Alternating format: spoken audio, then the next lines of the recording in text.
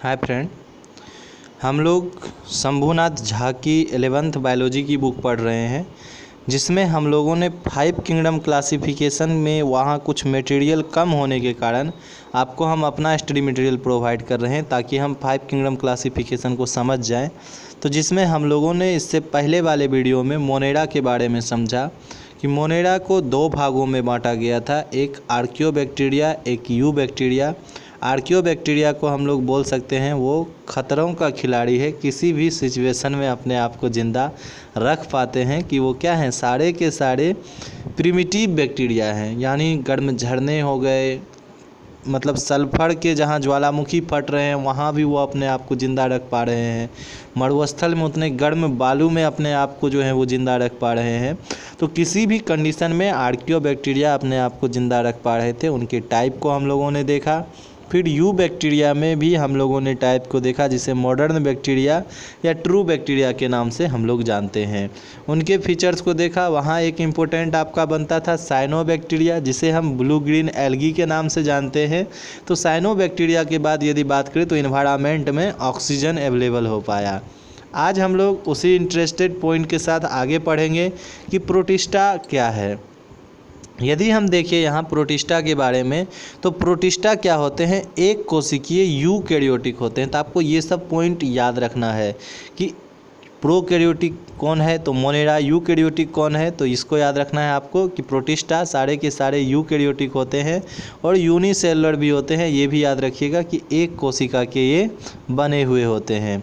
इसमें सत्य केंद्रक पाया जाता है कि इससे पहले यदि हम बात करें मोनेरा में वहाँ न्यूक्लियोइड फॉर्म पाया जाता था, मतलब यदि बात करें केंद्रकाभ पाया जाता था वहाँ। लेकिन यहाँ जो होते हैं सत्य केंद्रक पाया जाता है, जिसे हम ट्रू न्यूक्लियस बोल सकते हैं। आगे यदि देखें तो ये 100 पोषी होते हैं। जैसे क्लोमाइडोमनांस के बारे में बताया जाता है कि प्रकाश में देखें तो ये प्रकाश संश्लेषण करते हैं, जिसे पादप हम लोग बोल सकते हैं। प्लवक यानी फोटो मतलब प्लांटोन के बारे में पूछ सकते हैं, फोटो प्लैंकटन जो होते हैं वो कौन से होते हैं, तो ये आपके क्लोमाइडोमनांस होते हैं। तो ये सब एग्जाम्पल नाम आपको याद रखना है कि सौपोषी कौन है तो क्लोमाइडोमनांस, जो कि प्लांटोन होते हैं। इस तरह से हम लोग याद रखेंगे। आगे यदि बात करें तो आगे हम देख सकते हैं ये परपोषी प्रोटोजोअन्स हैं। परपोषी की बात करें तो हेट्रोट्रॉपिक में आपके कौन आ जाएंगे, होलोजोइक आ जाएंगे। होलोजोइक में बात करें तो ये क्या करते हैं कि होलोजोइक में आपको यहाँ सबसे ज़्यादा जानते हैं इंटरेस्टेड पॉइंट क्या है, यूग्लिना के बारे में आपको जानना मिलेगा कि यूग्लिना की यदि बात करें तो ये प्रकाश की उपस्थिति में प्रकाश संश्लेषण करते हैं और प्रकाश की अनुपस्थिति में ये परपोषी कैरेक्टर, दोनों कैरेक्टर यानी पौधे और जंतु के बीच की कड़ी बोला जाता है किसको, यूग्लिना। तो यूग्लिना आपके लिए यहाँ वीवीआई हो जाता है कि यूग्लिना से आपको सवाल दिखेगा।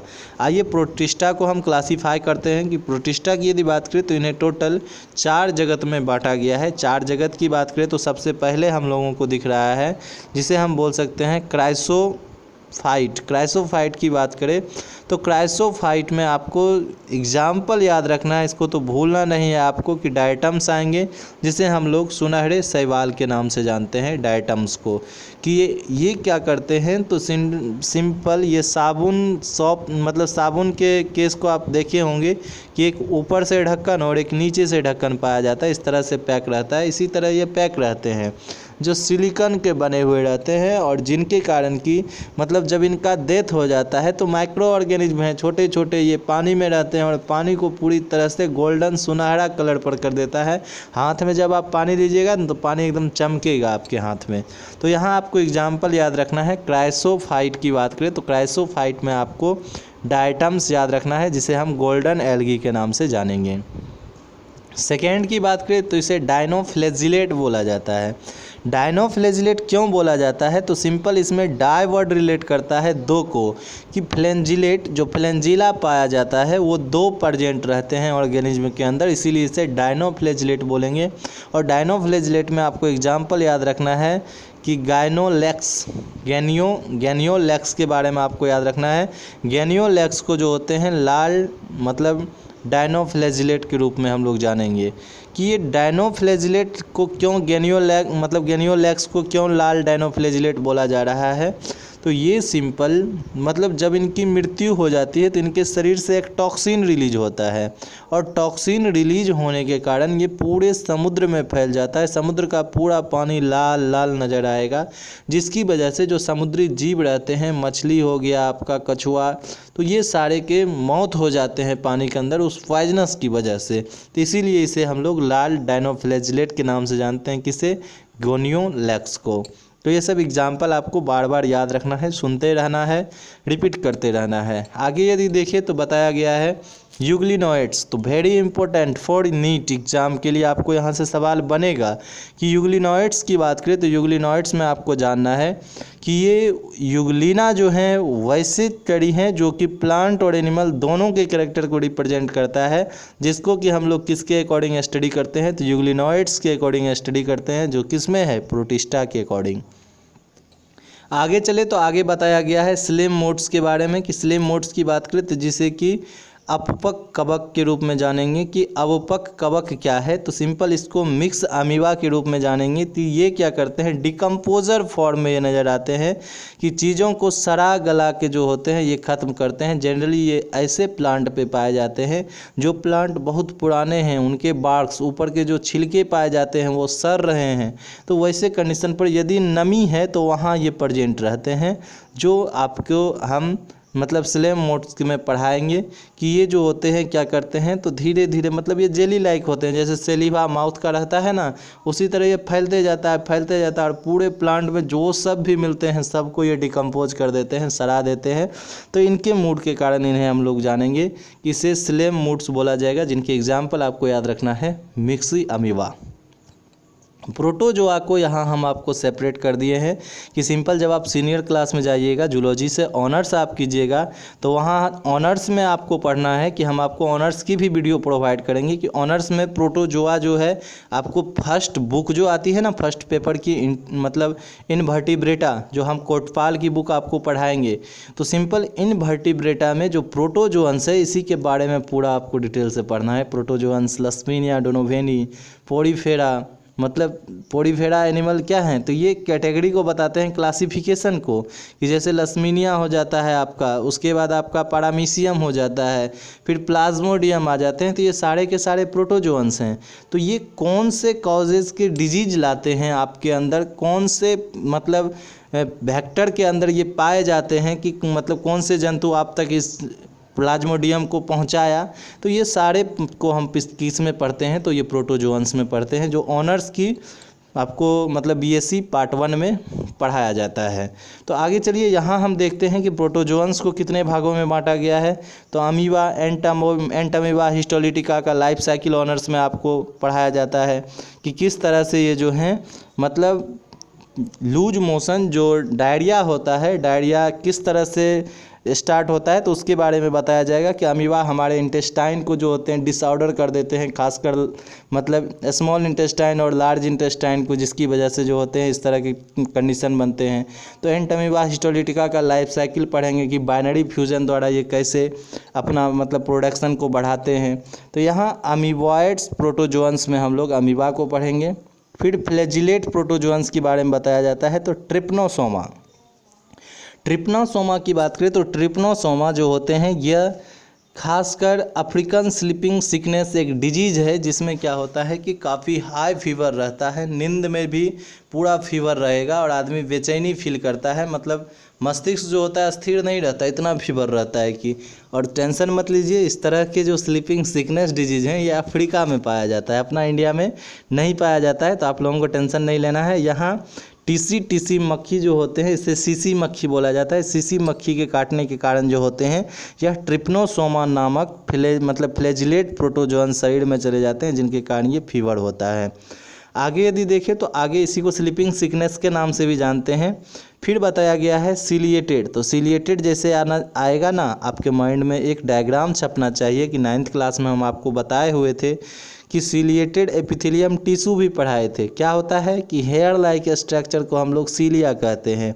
वैसे एनिमल जिनके पूरे बॉडी पर जो है हेयर लाइक स्ट्रक्चर पाया जाए, तो वैसे एनिमल को हम लोग क्या बोलते हैं कि ये सीलिएटेड जो इनका बना हुआ बॉडी है, सीलिया का बना हुआ है, तो इसे सीलिएटेड प्रोटोजोआ सेप्रोजोअन्स बोलेंगे। तो एज लाइक आपको याद रखना है यहाँ पैरामीशियम के बारे में, कि पैरामीशियम की बात करें तो हाफ सोल एनिमल चप्पल के जैसा देखने में ये नज़र आता है और पूरे बॉडी पर सीलिया प्रेजेंट रहता है। सीलिया ही इनके लोकोमोटिव मतलब ऑर्गेन है जो एक जगह से दूसरे जगह ये चल के जा सकते हैं सीलिया की वजह से। तो पैरामीशियम हमको याद रखना है। और लास्ट में स्पोरोजोअन्स के बारे में बताएंगे। सेप्रोजोअन्स की बात करें तो सेप्रोजोअन्स में आपको याद रखना है जिसमें हम लोग प्लाज्मोडियम के बारे में पढ़ेंगे। प्लाज्मोडियम मलेरिया के पैरासाइट है। मलेरिया को भी 4 टाइप का हम बताएंगे आपको, जब 12 के सिलेबस में डिजीज पढ़ाएंगे तो हम मलेरिया के भी टाइप को हम आपको बताएंगे।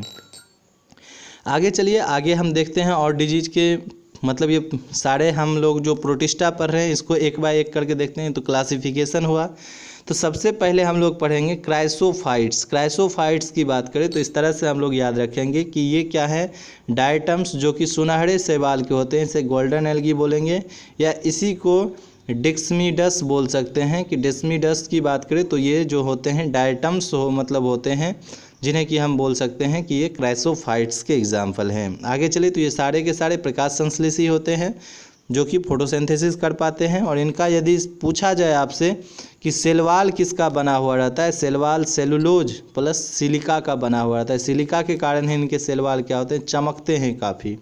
और सबसे बड़ा जानते हैं क्या चीज़ है कि इनका मतलब जो सेलवाल पाया जाता है ये मतलब डिक्रीज नहीं होते हैं, ख़त्म नहीं होते हैं, सड़गल के जो होते हैं ख़त्म नहीं होते हैं, ये जस के तस पड़े हुए रहते हैं।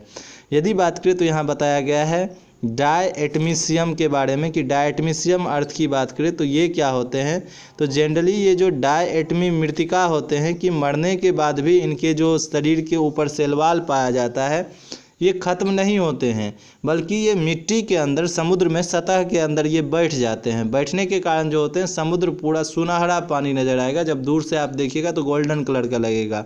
एक मूवी भी है एक था विलन। एक था विलन में श्रद्धा कपूर अपने हाथ में पानी लेती है ना तो पानी एकदम सुनहरे कलर का चमकता है। तो वो किसकी वजह से चमक पा रहा है, तो आपको याद रखना है उसमें यही डायटम्स पाए जाते हैं, जिसे कि मतलब इसे डायटमीशियम अर्थ बोल सकते हैं। कि सारे के सारे जो इनके सेलवाल बने हुए रहते हैं मरने के बाद भी ये क्या होते हैं, ज़मीन के अंदर बैठ जाते हैं। ऐसे कंडीशन में देखिए तो इनमें और क्या क्या प्रेजेंट है, तो क्लोरोफिल ए और क्लोरोफिल सी प्रेजेंट है। क्लोरोफिल ए कॉमन है, लगभग सभी में क्लोरोफिल ए प्रेजेंट रहेगा। तो नीट में यहाँ से भी आपको क्वेश्चन दिखेगा कि जो इंग्लिश वाला सीरीज हम चला रहे हैं ना वीडियो का, वहाँ हम आपको नीट का भी 30 ईयर प्रीवियस ईयर का क्वेश्चन हम सॉल्व करवाएंगे, जिसमें पूछा गया नीट का हर चैप्टर वाइज हम सवाल का जो है मटेरियल प्रोवाइड करेंगे आपको, कि जिसमें नीट में जितना भी सवाल बन रहा है सब आपको सॉल्व करना है। तो सिंपल आप हिंदी माध्यम में भी पढ़ रहे हैं तो वहाँ भी आप वीडियो को ज़रूर देखिए, कि कम से कम वहाँ से ये होगा कि आपको हम समझा हिंदी में ही रहे हैं, कि वहाँ कोई भी टॉपिक आपका छूटे नहीं, हर जगह से हमको ज्ञान प्राप्त करना है। और ज्ञान प्राप्त करके एक ही टारगेट है कि हमको नीट निकालना है। इंग्लिश वाले भी हिंदी को देख सकते हैं, हिंदी वाले भी इंग्लिश को देख सकते हैं। आगे यदि चले तो आगे हम लोग देखेंगे यहाँ पर कि जो डायटम्स के बारे में बताए तो इनमें जनरली बताए हुए थे आपको कि साबुन के जैसा जो होते हैं, साबुन सॉप जो पाया जाता है जिसमें साबुन को हम रखते हैं, जिसे साबुनदानी बोलेंगे, कि उनका स्ट्रक्चर कुछ इस तरह के ही नज़र आते हैं कि ऊपर वाले को जो है एपिथिका और नीचे वाले को हाइपोथिका के नाम से हम लोग जानेंगे। एपिथिका हाइपोथिका यही सिलिका के बने हुए रहते हैं। मतलब सेलुलोज और सिलिका के कारण जो होते हैं, सिलिका जल्दी ख़त्म नहीं होते हैं, मरने के बाद भी जो होते हैं ये बचे हुए रहते हैं। और अंदर में देख पा रहे हैं यहाँ न्यूक्लियस को बताया गया है कि अंदर में न्यूक्लियस नज़र आ रहा है आपको। तो इस तरह के डायग्राम किसके पाए जाते हैं, तो ये आपको क्राइसोफाइट्स याद रखना है। क्राइसोफाइट्स डायरेक्ट नीट में आपको सवाल दिखेगा कि वहाँ आपको इस तरह से सवाल पूछ सकता है कि वहाँ जो है क्लोरोफिल ए सी तथा जेंथोफिन किस में प्रेजेंट हैं। तो आपको बताना होगा डायटम्स जो गोल्डन शैवाल हैं जिन्हें कि हम क्या बोल सकते हैं, डायटम्स, इनमें पाए जाते हैं। और डायटम्स किसके अकॉर्डिंग हम लोग पढ़ते हैं, तो क्राइसोफाइट के अकॉर्डिंग पढ़ते हैं। क्राइसोफाइट किसका है क्लास, तो उसमें हम लोग याद रखेंगे ये हमारे प्रोटिस्टा के हैं। किंगडम प्रोटिस्टा में हम लोग क्राइसोफाइट्स को पढ़ते हैं। आगे यदि देखिए तो आगे कुछ पॉइंट और हमको बनता है कि सेकेंड देखिए तो डायनोफ्लैजिलेट के बारे में पढ़ेंगे। डायनोफ्लैजिलेट नाम से ही स्पष्ट है, डायनोफ्लैजिलेट यानी 2 फ्लैजिलेट जिसमें प्रेजेंट रहेंगे उसे ही डायनोफ्लैजिलेट बोलेंगे। तो सिंपल आइए यहाँ देखते हैं हम लोग कि डायनोफ्लैजिलेट जो हैं कौन कौन से हैं। तो डायनोफ्लैजिलेट में यदि देखिए तो यहाँ देखा सकते हैं हम आपको कि ये 2 फ्लैजिलेट आपको दिख रहा है, कि कि एक फ्लैजिलेट यहाँ है, दूसरा यहाँ है, तो उसके लिए लिखे भी हैं कि 2 फ्लैजिलेट, एक लंबाई की दिशा में, कि देख पा रहे हैं ये लंबाई की दिशा में प्रेजेंट है, और दूसरा बताया गया है भित्ति खांचे के बीच में, कि जो बीच में भित्ति पाया जाता है यहाँ पे ये फ्लैजिलेट प्रेजेंट रहते हैं। तो इस तरह के फ्लैजिलेट प्रेजेंट रहते हैं किसमें, तो डायनोफ्लैजिलेट जो है, जिसे कि लाल डायनोफ्लैजिलेट बोल सकते हैं। तो एग्जाम्पल एकदम याद रखना है, मतलब गोनिया लैक्स, क्या याद रखेंगे, गोनिया लैक्स, कि गोनिया लैक्स के कारण क्या होते हैं, ये रेड टाइड बोला जाता है कि ये टॉक्सिन को रिलीज करते हैं, रेड टाइड टॉक्सिन को रिलीज करते हैं, जिसे सेक्सी टॉक्सिन के नाम से भी हम लोग जानते हैं, जो पूरे समुंदर के पानी को लाल कर देता है, और इसमें जो भी जलीय जीव रहते हैं उनकी इस टॉक्सिन की वजह से मृत्यु हो जाते हैं। इसीलिए कभी कभी समुद्री मछली वगैरह हम लोग खाते हैं ना, तो इतना बड़ा मल्टी सेलुलर ऑर्गेनिज्म है, और सिंपल ये आपका यूनिसेलुलर ऑर्गेनिज्म मेरा क्या बिगाड़ लेगा। तो वैसे कंडीशन में कुछ मात्रा में ये टॉक्सिन हमारे शरीर में आ जाने के कारण हम भी कभी कभी इससे इफेक्टेड रहते हैं। मरते तो नहीं हैं, लेकिन एलिमेंट्री कैनाल रिलेटेड कोई ना कोई डिजीज होता है, कि फूड पॉइजनस डिजीज हो सकता है, कि शरीर में कुछ भी जो है मतलब डायरिया वगैरह हो सकता है, जी मचलाना, बहुत सारे लक्षण होते हैं फूड पॉइजनस डिजीज के। आगे यदि देखें तो बताए थे आपको कि क्लोरोफिल ए और सी और जैंथोफिन ये सब के सब किस में आपको दिखेंगे, तो ये प्रोटिस्टा में दिखेंगे। कि यहाँ भी यदि हम डायटोमिक मतलब डायटोमिक यहाँ जो हम लोग पढ़ रहे हैं डायनोफ्लैजिलेट, तो डायनोफ्लैजिलेट में भी हम लोग पाएंगे कि क्लोरोफिल ए, क्लोरोफिल सी और जैंथोफिन यहाँ प्रेजेंट हैं। इनके कुछ एग्जाम्पल हैं, एग्जाम्पल आपको याद रखना है कि एग्जाम्पल में यदि देखें तो नेक्ट ल्यूलिका पाया जाता है, उसके बाद दूसरा हो जाएगा सेरेरियम, और फिर पायरोसिस्टस के बारे में बताया गया है। तो एक बार 2 बार इसको लिख के हम याद करेंगे तो श्योर हमको याद हो जाएगा। लेकिन मोस्ट वीवीआई आपको एग्जाम्पल क्या याद रखना है, तो यही जो आपको पढ़ा है कि गेनियोलैक्स जो होते हैं ये रेड टाइल्स होते हैं जो कि टॉक्सिन रिलीज करते हैं। किनके एग्जाम्पल हैं, तो ये आपके डायनोफ्लैजिलेट के एग्जाम्पल हैं।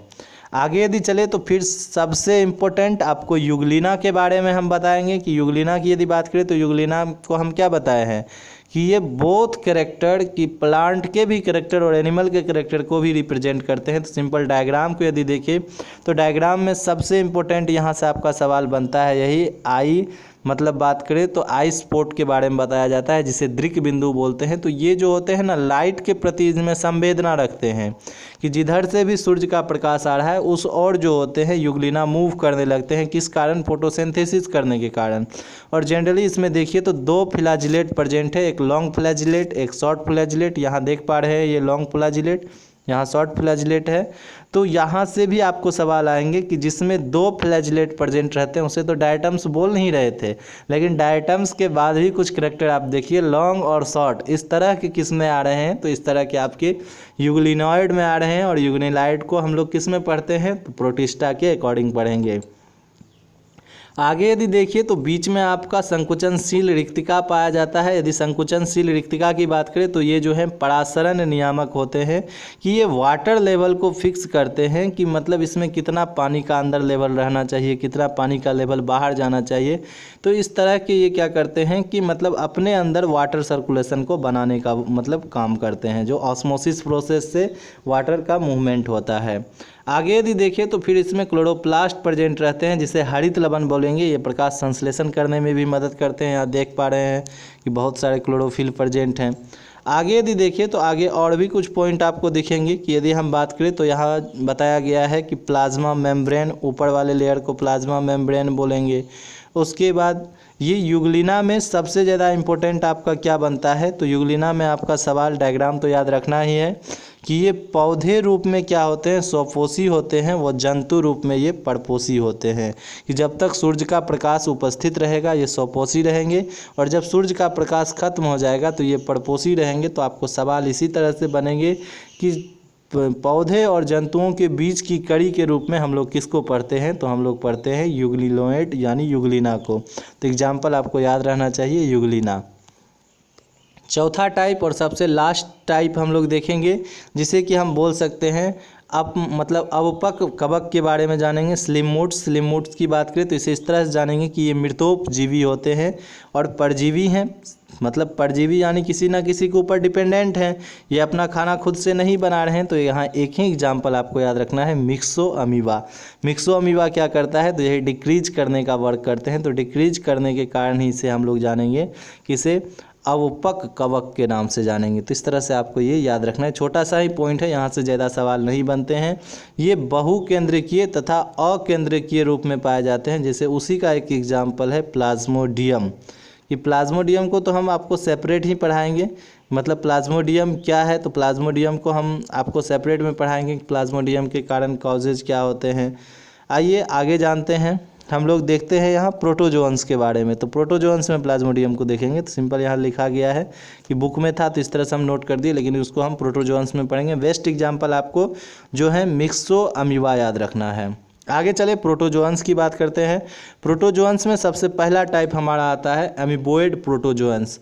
तो अमीबा में ये सवाल बहुत पुराना है, आप पहले भी पढ़े होंगे कि अमीबा में जो फिंगर लाइक स्ट्रक्चर पाया जाता है, इस फिंगर लाइक स्ट्रक्चर जो कि चलने में अमीबा को मदद करता है, इसको किस नाम से जाना जाता है। इसे कूटपाद या पदाव भी बोला जाता है हिंदी में। इसे ही सूडोपोडिया बोलेंगे, पी साइलेंट रहता है।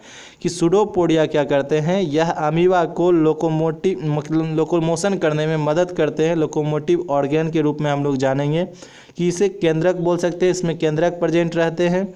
उसके बाद फिर संकुचनशील रिक्तिका भी प्रेजेंट रहता है, फूड वैक्यूल्स रिक्तिका प्रेजेंट रहते हैं।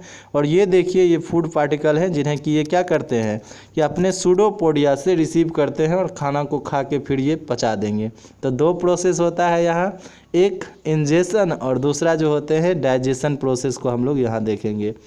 आगे चले, खाना को फिर बाहर भी निकालते हैं, डाइजेशन भी प्रोसेस देखने को नज़र आता है। कि इनके अमीबोइड प्रोटोजोअन्स की बात करें तो एंट अमीबा हिस्टोलिटिका आपको याद रखना है, पैरासाइट है जिनके कारण अमीबीय पेचिस होता है, पेट खराब हो जाता है। इसी में ब्लड डायरिया भी देखने को मिलता है कि कभी कभी लेटरिन जो होता है खून के साथ होना शुरू हो जाता है, तो यही अमीबीय पेचिस के कारण होता है। एंट अमीबा मतलब कोलाई के बारे में बताया गया है कि एंट अमीबा कोलाई की बात करें तो यह सहभोजी होते हैं। सहभोजी की बात करें तो ये मतलब फाइटिक होते हैं कि ये जनरली हमारे शरीर के अंदर रह के हमारे डाइजेस्टिव सिस्टम को मतलब वेल करते हैं। कि कुछ ऐसे भी हम प्रोटोजोअन्स के बारे में पढ़ेंगे जो कि अपना भी फायदा, अपना भी उनका जीवन चल रहा है और कहीं ना कहीं हमारे शरीर में भी ये वर्क अच्छे करते हैं कि डाइजेस्टिव सिस्टम को ये अच्छे रखते हैं। तो ऐसे कंडीशन में हम सहभोजी को पढ़ेंगे। आगे यदि देखें तो बताया जाता है फ्लैजिलेट्स की बात करें तो प्रोटोजोअन्स की बात करें तो वैसे प्रोटोजोअन्स जिसमें क्या कि फ्लैजिलेट मतलब किसी ना किसी माध्यम से ये फैलते हैं। जैसे ट्रेपनोसोमा ब्रूसी के बारे में बताया जाता है। ट्रेपनोसोमा ब्रूसी की बात करें तो ये यदि देखें तो ये जो होते हैं अफ्रीकन स्लीपिंग सिकनेस नामक डिजीज को फैलाते हैं। यदि हम बात करें तो यहाँ फ्लैजेला पाया जाता है। कि इनके डिजीज की बात करें तो जो अफ्रीकन स्लीपिंग सिकनेस ट्रेपनोसोमा होते हैं उसमें मतलब फ्लैजिला पाया जाता है आगे की ओर। तो ये फ्लैजिला के कारण ही इसे बोला जाता है फ्लैजेला। ये संरचना की बात करें तो रोग वाहक यहाँ कौन होते हैं, सीसी मक्खी होता है। तो जो भी मक्खी मक्खड़ वाला रहे आपको याद करके रखना है, वहाँ से भी क्वेश्चन बनता है कि किस वेक्टर के कारण, किसके वाहक के कारण कौन सा डिजीज फैलता है। तो सीसी मक्खी के कारण ट्रेपनोसोमा ब्रूसी नाम मतलब प्रोटोजोआ है जिनके कारण अफ्रीकन स्लीपिंग सिकनेस डिजीज होता है। आगे बताया गया है लसमेनिया के कारण कौन सा बीमारी होता है, तो कालाजार बीमारी होता है। इसमें भी बालू मक्खी जो होते हैं ये एक्टिव होते हैं कालाजार बीमारी को फैलाने के लिए। यहाँ लसमेनिया डोनोवेनी कंप्लीट नेम होता है जो कि यकृत से रिलेटेड जो होते हैं बुखार को लाते हैं। आगे चले तो थर्ड टाइप में हम लोग देखेंगे सिलिएटेड प्रोटोजोअन्स के बारे में। कि सिलिएटेड प्रोटोजोअन्स की यदि बात करें तो यहाँ हम लोग सिलिया किस में प्रेजेंट है, तो ये पैरामीशियम में प्रेजेंट रहते हैं। तो एग्जाम्पल जैसे सिलिएटेड दिखे आपके माइंड में छपना चाहिए, एकदम फोटो एक बार में बनना चाहिए कि ये किसके बारे में बोल रहा है, तो ये पैरामीशियम के बारे में बोल रहा है कि उसमें भी सिलिया प्रेजेंट रहते हैं। तो आइए पैरामीशियम के डायग्राम को हम लोग देखते हैं कि पैरामीशियम में क्या है। तो इसमें भी संकुचन रिक्तिका पाई जाती है जो कि यदि बात करें तो ये कॉन्ट्रैक्टिव मतलब कॉन्ट्रैक्ट करते हैं कि उनको संकुचन करने में जो होते हैं ये काम करते हैं। वैक्यूल्स पाए जाते हैं और ओरल ग्रुप पाए जाते हैं, फूड वैक्यूल्स पाए जाते हैं। और सबसे बड़ा सवाल इसमें न्यूक्लियस दो टाइप के पाए जाते हैं। यदि न्यूक्लियस की बात करें तो न्यूक्लियस में सिर्फ स्पेलिंग का फ़र्क है कि MACERO मैक्रो है तो ये बताता है बड़ा वाला न्यूक्लियस को, और MICERO मैक्रो है तो ये बताता है छोटा वाले वैक्यूल्स को। तो इसको आपको ध्यान रखना है कि यहाँ से आपको सवाल आएगा कि जो सिलिएटेड पाए जाते हैं प्रोटोजोअन्स उसमें 2 न्यूक्लियस प्रेजेंट रहते हैं या किसमें 2 न्यूक्लियस प्रेजेंट रहते हैं। तो आपको इस तरह से भी याद रखना है कि जो पैरामीशियम हम लोग पढ़ते हैं, पैरामीशियम केडेटम जिसे हाफसोल बोल सकते हैं, उसका पूरा बॉडी सिलिएटेड रहता है, पूरे बॉडी पे सिलिया प्रेजेंट रहता है। देख पा रहे हैं सिलिया को आप लोग, जो कि हेयर लाइक स्ट्रक्चर है। फूड प्रोसेस भी अजीबोगरीब है इनका। देखिए सिलिया से फूड को एब्जॉर्ब करते हैं, फिर शरीर से बाहर कर देते हैं फूड को। तो इस तरह से इनका फूड प्रोसेस चलता है। तो एग्जाम्पल हमको भूलना नहीं है, जब भी आपसे पूछा जाएगा कि जब सिलिएटेड प्रोटोजोअन्स के बारे में तो आपको क्या बताना है, यही पैरामीशियम के बारे में। आगे चले हम लोग एस्प्रोजोअन्स की बात करें तो एस्प्रोजोअन्स में आपको याद रखना है कि ये मलेरिया परजीवी इनके अकॉर्डिंग हम लोग पढ़ते हैं, जिसमें हम लोग प्लाज्मोडियम को पढ़ेंगे। ये मनुष्य में मलेरिया रोग उत्पन्न करता है। और मलेरिया रोग की बात करें तो ये किनके कारण होता है, ये भी बताए थे। आपको याद रखना है कि मादा एनाफिलीज के कारण जो होते हैं मलेरिया का बुखार होता है।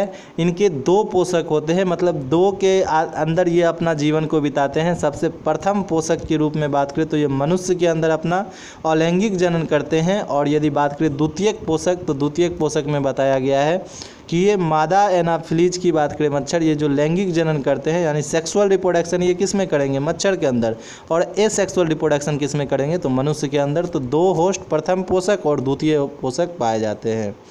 यदि हम बात करें तो यहाँ बताया गया है और भी एक प्रोटोजोअन्स के बारे में जिसे हम बोल सकते हैं मोनोसिस्टस। तो मोनोसिस्टस के बारे में भी हम लोग डिटेल से जानेंगे बाद में जब हम डिजीज आपको पढ़ाएंगे। आगे चलिए हम लोग आप फंगी को देखते हैं, जो थर्ड मतलब जगत है जिसे कि हम लोग कवक बोल सकते हैं। तो कवक जगत से भी आपको सवाल क्रिएट होता है कि प्रोटिस्टा को हम लोगों ने जान लिया, अब अगला पढ़ने के लिए हम लोग जा रहे हैं फंगी को। यदि कवक की बात करें तो यहाँ क्लोरोफिल वो संवहन तंत्र रहित जो होते हैं विविध पोषी पादप होते हैं। कि मतलब यदि बात करें तो क्लोरोफिल प्रेजेंट नहीं है इसमें, क्लोरोफिल प्रेजेंट रहेगा तब तो ये मतलब सोपोषी हो सकते हैं कि सूरज के प्रकाश में अपना भोजन खुद बनाएंगे। लेकिन इसमें संवहन तंत्र भी जाइलम फ्लोएम भी प्रेजेंट नहीं है। इस तरह के ये पादप पाए जाते हैं। तो सिंपल इसको पादप के अकॉर्डिंग तो हम नहीं पढ़ सकते हैं। तो पादप से अलग एक वर्ग का ज़रूरत पड़ा जिसे हम लोग किस नाम से जानेंगे, इसे कवक नाम से हम लोग जानेंगे कि कवक वर्ग में इसको पढ़ते हैं। आइए यहाँ देखते हैं कवक में और भी क्या मुख्य लक्षण है। कि यदि मुख्य लक्षण की बात करें तो इसमें कोशिका भित्ति काइटिन की पाई जाती है। मोस्ट इम्पोर्टेंट VVI अभी ही टिक कर लीजिए, इम्पोर्टेंट फॉर नीट की वहाँ पूछ सकता है आपको कि कवक का जो सेलवाल है ये किसका बना हुआ रहता है। और पूछा गया है प्रीवियस ईयर क्वेश्चन हम जब सॉल्व करवाएंगे तो वहाँ दिखेगा कि कवक का जो मतलब सेलवाल बना हुआ रहता है वो किसका बना हुआ रहता है, तो वो काइटिन का बना हुआ रहता है, कोशिका भित्ति।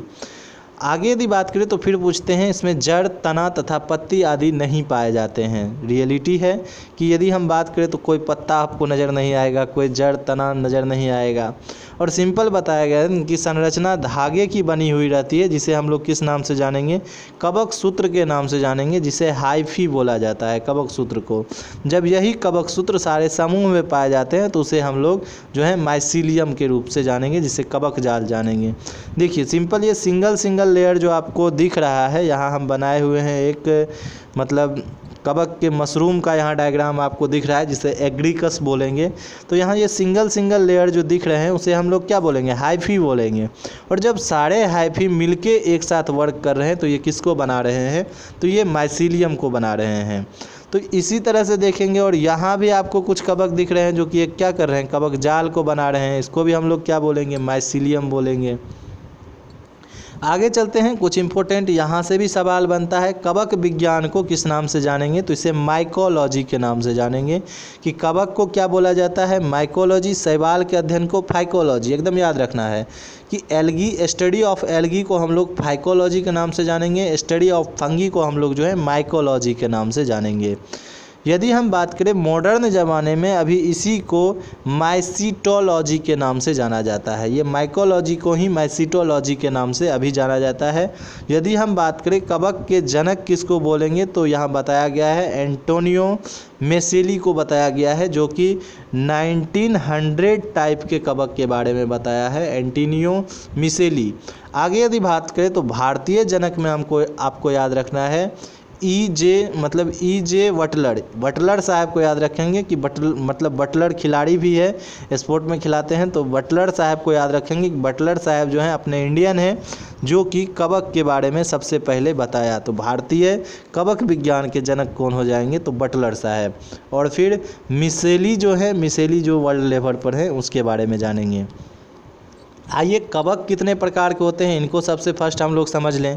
कवक के टाइप की बात करें तो कवक को जो है 4 भागों में बांटा गया है, फाइकोमाइसिटीज, एस्कोमाइसिटीज, बेसिडोमाइसिटीज, ड्यूटेरोमाइसिटीज।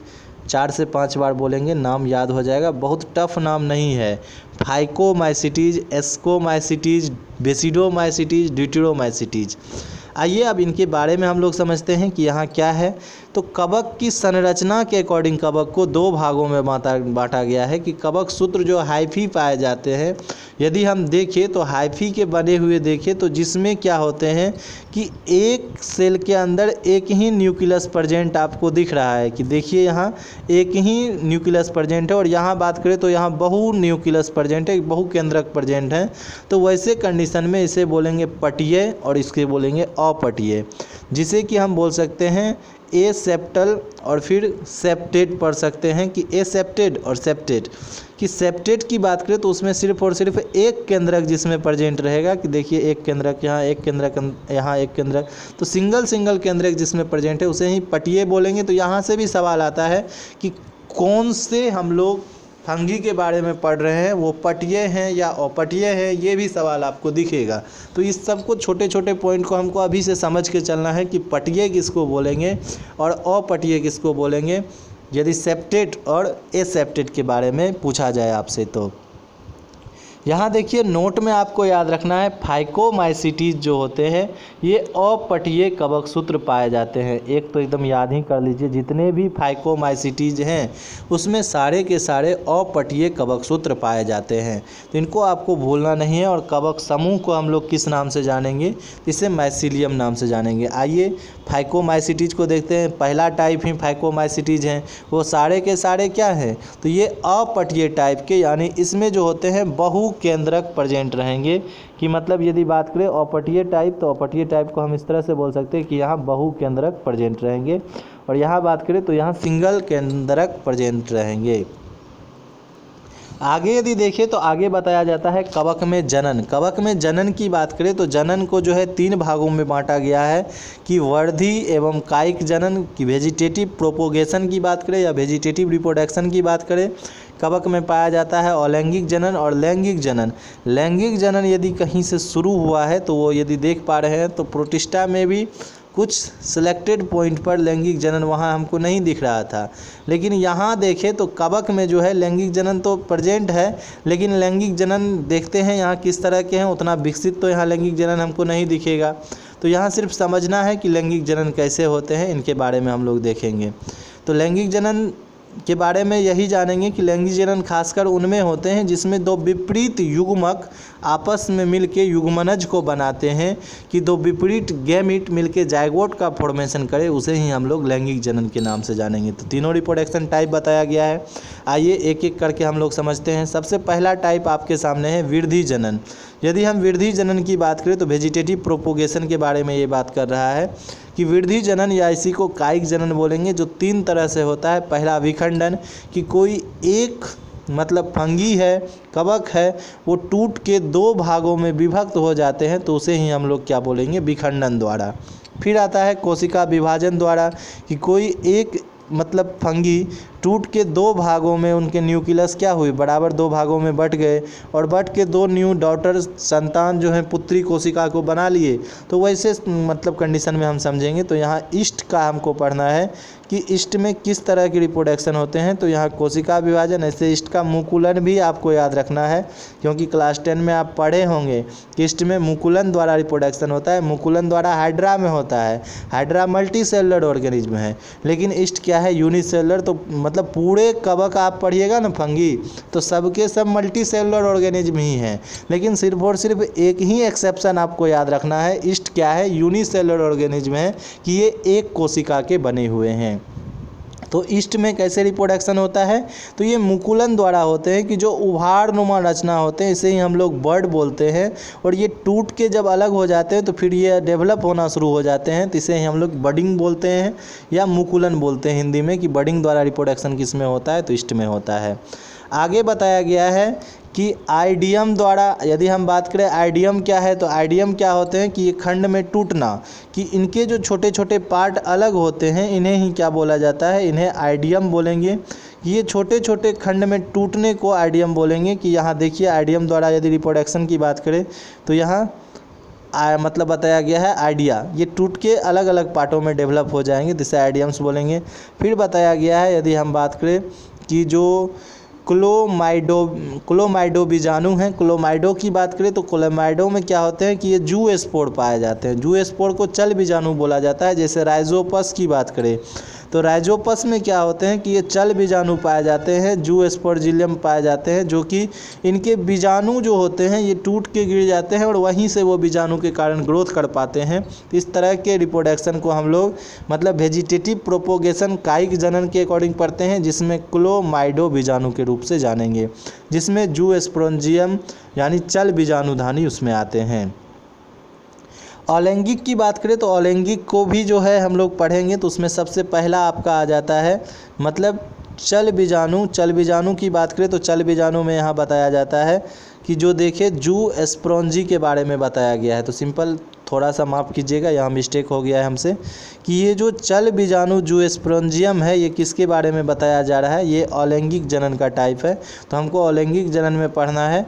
ऊपर यदि देखें तो सिंपल आइए इसको हम फिर से एक बार आपको समझा दें कि ऊपर में बताया जाता है आपको क्लोमाइडो बीजाणु के बारे में। तो क्लोमाइडो बीजाणु सिर्फ आपको ये ध्यान रखना है कि चलने में असक्षम होते हैं। यहाँ थोड़ा हमारा भी मतलब कॉन्सेप्ट नहीं देख पाए। यदि हम बात करें तो ये बीजाणु जो होते हैं ना, जैसे पेनिसिलिन की बात करें, पेनिसिलिन वगैरह में क्या होता है कि इसी तरह के आपको जो होते हैं ना, एक के बाद दूसरा, दूसरे के बाद तीसरा बना होता है, और ये जब टूटते हैं तो टूटने के बाद इसके जो बीजाणु होते हैं ये डेवलप करके प्लांट मतलब बना देंगे फंगी को। तो ऐसे कंडीशन में हम इसे जानेंगे क्लोमाइडोमोना मतलब बीजाणु के रूप में। आगे चले तो हम लोग अलैंगिक जनन में पढ़ रहे हैं। जू स्पोरेंजियम यानी चल बीजाणु बोलेंगे, जिनके बीजाणु क्या कर सकते हैं, मूवमेंट कर सकते हैं, एक जगह से दूसरे जगह जा सकते हैं। यहाँ देखिए पेनिसिलिन के बारे में बताया गया है, लगभग कॉन्सेप्ट उसी के समान है, इस कारण कन्फ्यूजन हो रहा है। तो आप भी कन्फ्यूज वहाँ मत होइएगा। कि आइए चल बीजाणु, तो सिंपल देखिए यदि मिस्टेक हो गया तो वहाँ मिस्टेक को आपको देख के चलना है कि मे बी किसी भी इंसान से ये मिस्टेक हो सकता है। तो ऐसे कंडीशन में आपको कंफ्यूज नहीं होना है, सबको हमको एक एक करके याद रखना है। यदि हम बात करें तो यहाँ बताया गया है चल बीजाणु के बारे में, जिसमें हम लोग याद रखेंगे किसके बारे में, सिनकिट्रियम। और बात करें तो ये हो जाएगा सेप्रोलेगियाना के बारे में बताया गया है कि सेप्रोलेगियाना क्या है और एस्किट्रियम क्या है। तो इनके बारे में भी हम लोग जानेंगे कि ये एग्जाम्पल हैं जिसमें अलैंगिक जनन पाए जाते हैं। अचल बीजाणु की बात करते हैं तो अचल बीजाणु में आपको याद रखना है कि जिसे मतलब स्पोर्ट्स बोल सकते हैं, एप्लेनोस्पोर्स, कि ये यदि बात करें तो यहाँ हम याद रखेंगे ये राइजोपस और फिर म्यूकर में पाया जाता है। तो राइजोपस म्यूकर को भी पढ़ेंगे कि ये किस तरह के मतलब फंगी हैं, डिजीज फैलाने वाले फंगी होते हैं। फिर सबसे इम्पोर्टेंट आपको याद रखना है यहाँ पेनिसिलिन। बताए पेनिसिलिन के बारे में कि इनके बीजाणु क्या होते हैं, इसे क्या बोला जाता है, मतलब कोनिडी बोला जाता है, जिसे कि कोर्ना बोल सकते हैं। कोनेडी की बात करें, कोनेडिया टूट के अलग होते हैं और जैसे टूट के अलग हो गए तो ये डेवलप हो गए। यही टाइप ऊपर पर भी था कि कोनेडिया के अग्रभाग जिसको है इसको हम कर्णधार बोल सकते हैं, ये डेवलप होते हैं, जिनके कारण इनमें बोल सकते हैं कि पेनिसिलिन के अंदर कौन से अलैंगिक जनन पाए जाते हैं। इस तरह से सवाल पूछा जाएगा तो यहाँ याद रखना है कोनेडिया, कि कोनेडिया के द्वारा जो होते हैं पेनिसिलिन में मतलब रिप्रोडक्शन होते हैं, जो कि अलैंगिक जनन का कारण है।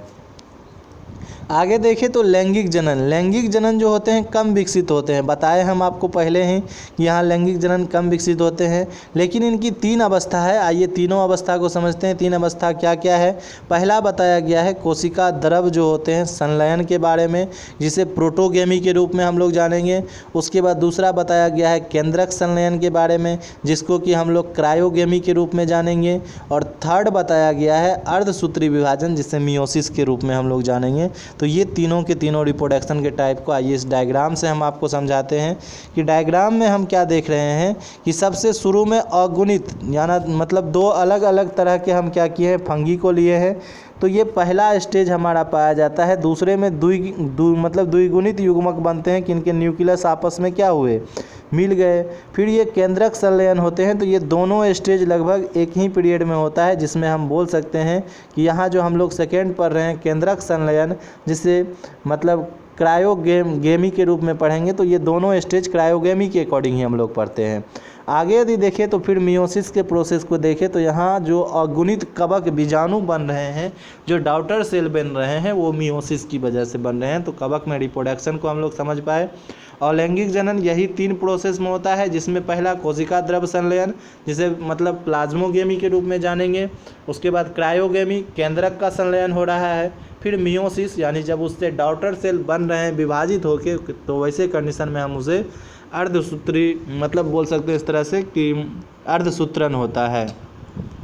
मियोसिस का ऐसे हिंदी होता है अर्धसूत्री विभाजन।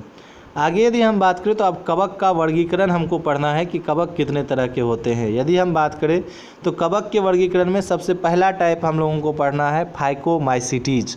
यदि फाइकोमाइसिटीज की बात करें तो यहाँ देखिए आ गया ना सवाल कि ये कैसे होते हैं। तो सारे के सारे अपटीय होते हैं कि अपटीय जिसमें बहुत सारे केंद्रक जमा होते हैं, उसे हम अपटीय बोलेंगे।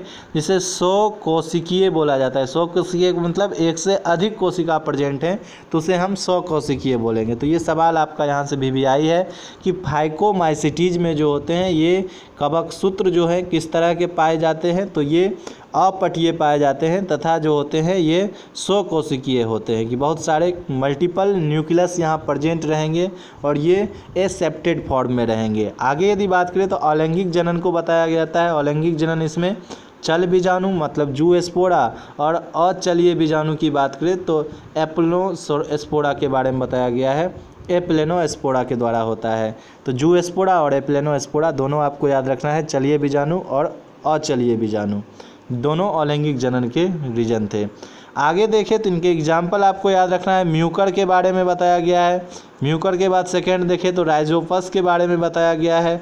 एल्बिगो के बारे में बताया गया है और पाइथियम के बारे में बताया गया है। तो पाइथियम सब भी आपको जो है ना नीट में सवाल दिखेगा एग्जाम्पल कि ये किससे रिलेटेड है। तो आपको याद रखना है फाइकोमाइसिटीज फंगी से रिलेटेड है।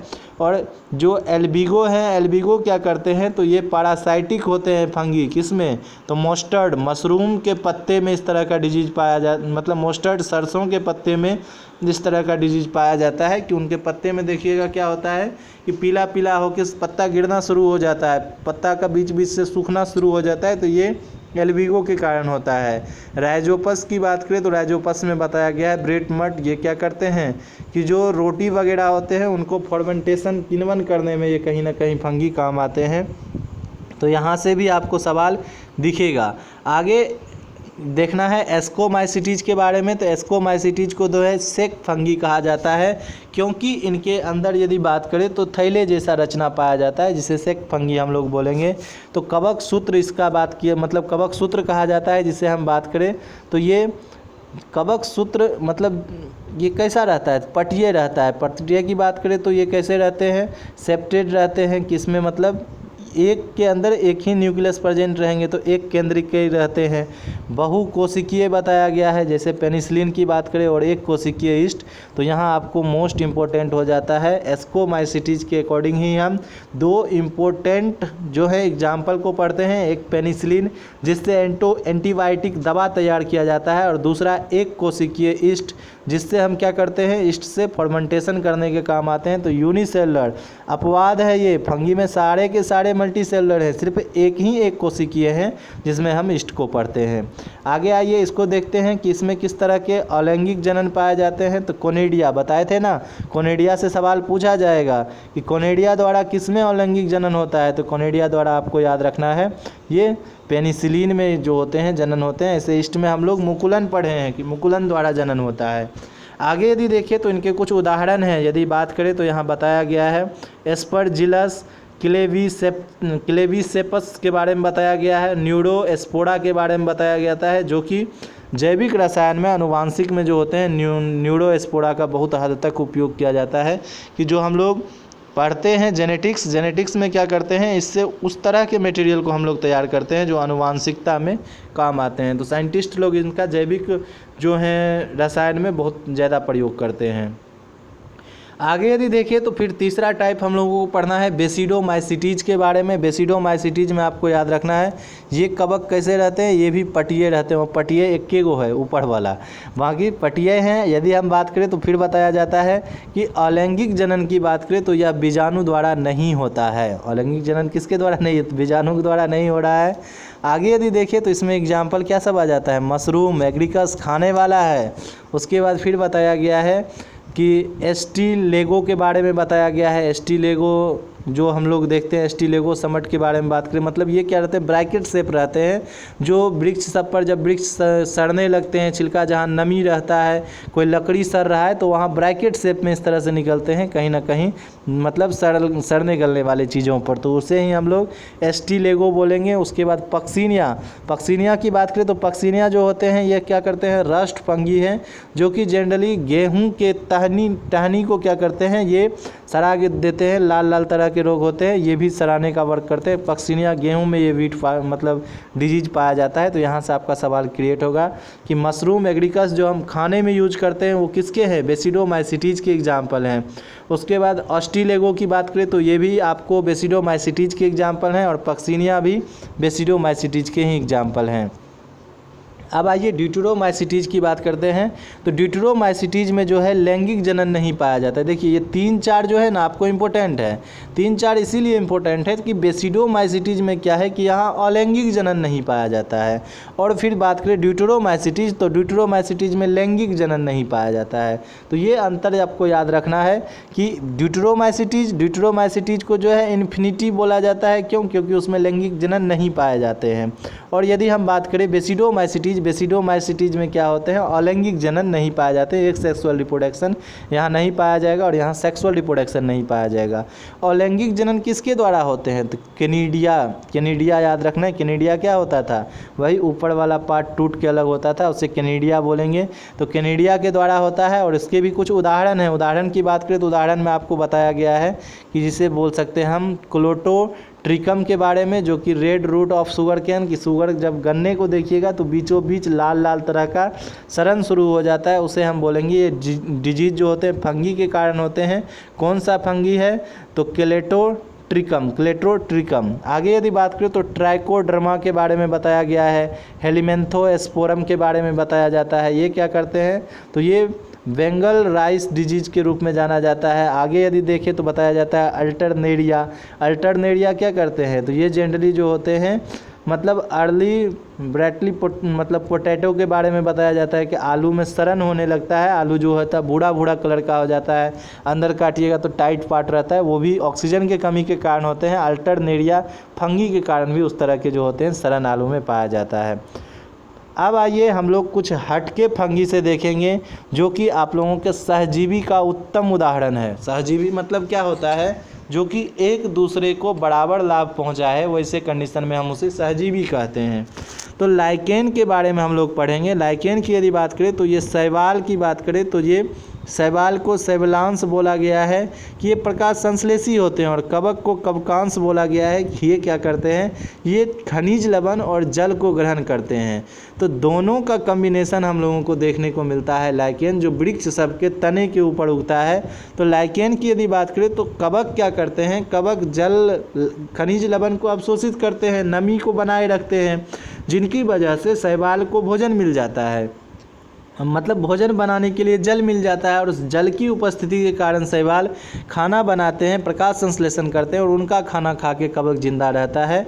तो यहाँ क्या है, दो जिस्म और एक जान है। हम ये क्या बोल रहे हैं, लाइकेन। यदि एक भी का अस्तित्व खत्म हो जाए तो वैसे कंडीशन में दूसरा ऑटोमेटिक खत्म हो जाएगा। तो यहाँ फंगी और फिर हम शैवाल का एक बहुत अच्छा रिलेशनशिप जानते हैं, जिसे हम लोग सहजीवी के रूप में जानेंगे। आगे यदि चले तो यहाँ बताया जाता है लाइकेन जो होते हैं ये वायु प्रदूषक भी होते हैं, कि वे जहाँ पोल्यूटेड एयर रहेगा वहाँ लाइकेन उगते ही नहीं हैं, जहाँ पूरी तरह से स्वच्छ वातावरण रहेगा वहाँ ये लाइकेन उपस्थित होते हैं। आइए चलिए, ये हमारा मे बी लास्ट टॉपिक ही है कि यदि हम देखें तो 2 पेज और है कि सिंपल यहाँ देखें तो बताया गया है कि यदि कवक का आर्थिक महत्व की बात करें तो कवक को किस तरह हम लोग आर्थिक महत्व में उपयोग करते हैं। तो खाद्य पदार्थ के रूप में कवक का उपयोग करते हैं। खाद्य पदार्थ में बात करें तो कौन कौन से कवक खाते हैं हम लोग, कि पहला आ जाता है छत्रक मशरूम, जिसे हम लोग एग्रीकस के नाम से जानते हैं। तो मार्केट में इसको खरीद के लाते हैं, जिसके शरीर में प्रोटीन का कमी रहता है ना, वो छत्रक मशरूम को खाते हैं, एग्रीकस को खाते हैं। फिर गुच्छी के बारे में बताया गया है कि मतलब बोल सकते हैं मॉर्किली के बारे में बताया जाता है, गुच्छी, इनको भी खाने में उपयोग किया जाता है। उसके बाद लाइकोपर्डोना के बारे में बताया गया है। लाइकोपर्डोन क्या है, तो लाइकोपर्डोन की बात करें तो ये भी खाने में भी हम लोग प्रयोग करते हैं। ये 3 तरह के एग्जाम्पल आपको खाने में याद रखना है। औद्योगिक में बात करें तो पनीर निर्माण में हम लोग किसका प्रयोग करते हैं, तो जनरली पनीर निर्माण की यदि बात करें तो हम इस तरह से समझ सकते हैं कि यहाँ पेनिसिलिन, उसके बाद रॉकफोर्टी का उपयोग करते हैं, पेनिसिलिन और रॉकफोर्टी पनीर बनाने में। और फिर हम बात करें तो यहाँ डबल रोटी बनाने में ईस्ट का प्रयोग किया जाता है, जिसे जो है हम बोल सकते हैं कि वेकर्स मतलब ईस्ट बोल सकते हैं। वेकर्स ईस्ट क्या करते हैं, इनमें किण्वन फॉर्मेंटेशन का वर्क होता है। कि आप हलवाई वगैरह को देखे होंगे कि रात में ही मैदा सान के वो रख देते हैं और सुबह में उससे जो है भटोरा बनाते हैं। तो काफ़ी स्पंजी, जब ये ईस्ट गर्म होते हैं तो कार्बन डाइऑक्साइड को रिलीज करते हैं, जिनके कारण ये काफ़ी स्पंजी होते हैं। मतलब ब्रेड बनाया जाता है इससे, जो हम लोग पाव रोटी वगैरह खाते हैं, तो वो भी जो होते हैं ईस्ट के फॉर्मेंटेशन के कारण ही वो मतलब स्पंज हो पाते हैं। आगे आपको याद रखना है, यहाँ बताया गया है कि सैक्रोमाइसिटीज ये क्या करते हैं, तो सैक्रोमाइसिटीज जो होते हैं सेरीविसी, ये भी एग्जाम्पल आपको ईस्ट का याद रखना है। अल्कोहल बनाने में उपयोग किया जाता है ईस्ट का, जिसमें जाइमेज एंजाइम पाया जाता है। जाइमेज एंजाइम क्या करते हैं, तो ये नशा ला देता है। जाइमेज एंजाइम जो होते हैं ये नशा लाने का काम करते हैं। जैसे शर्करा को अधिक देर तक हम सराते हैं, जितना पुराना शराब होता है उतना ज़्यादा उसमें नशा रहता है। रीज़न यही है कि उसमें जाइमेज एंजाइम बनने लगते हैं, और जाइमेज एंजाइम जो होते हैं अल्कोहल को बनाने में काम करते हैं। तो क्लास 12 में हम अल्कोहल को भी आपको पढ़ाएंगे कि कितने तरह के अल्कोहल रहते हैं, उसमें कैसे फॉर्मेंटेशन करके तैयार किया जाता है।